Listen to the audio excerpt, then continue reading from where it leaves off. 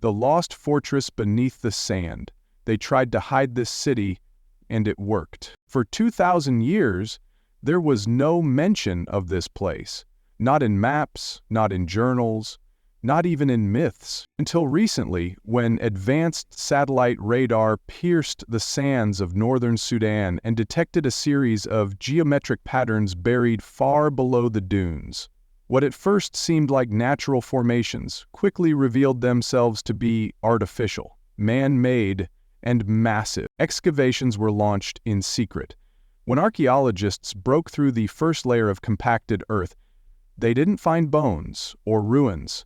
They found walls, perfectly straight, perfectly preserved, and built with an engineering precision that defied the known techniques of any ancient civilization in the region. The deeper they dug, the stranger it got. They uncovered towers, rooms, a central hall with a domed ceiling, and dozens of chambers with racks still filled with blackened weapons.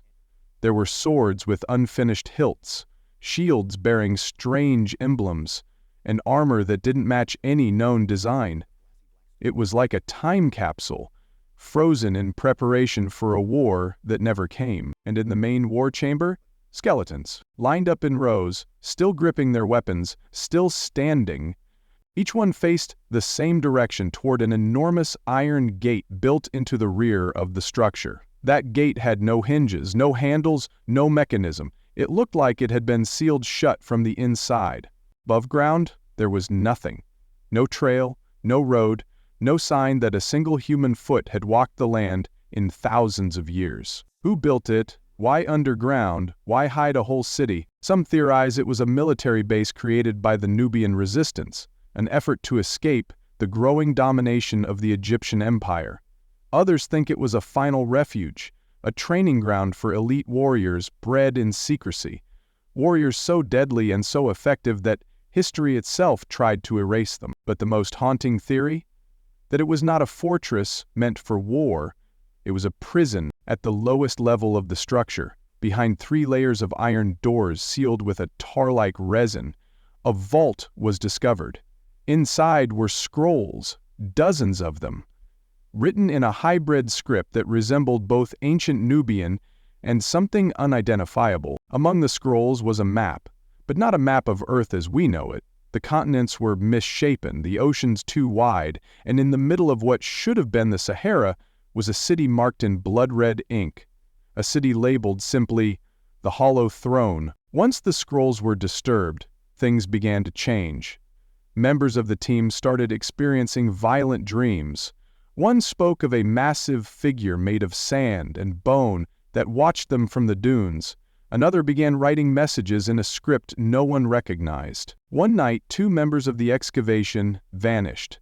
Their tents were left behind, their equipment untouched.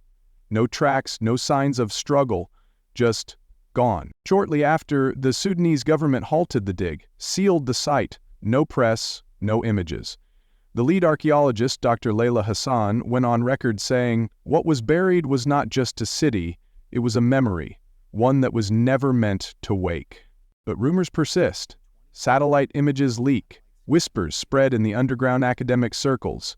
And the strangest of all, reports of similar underground structures found beneath other deserts, one in Syria, one in Gobi, one beneath the salt flats of Utah, each one aligned to the stars, each one containing the same layout, and each one holding the same red map. Is it possible that these cities were part of a larger network? A forgotten civilization that operated beneath the surface of the known world? A culture whose name was wiped clean because it challenged the powers above? Or did they bury themselves willingly because of something they discovered, a force they couldn't contain? What was the Hollow Throne, and why does its symbol appear in places where war, genocide, and empire collapse follow?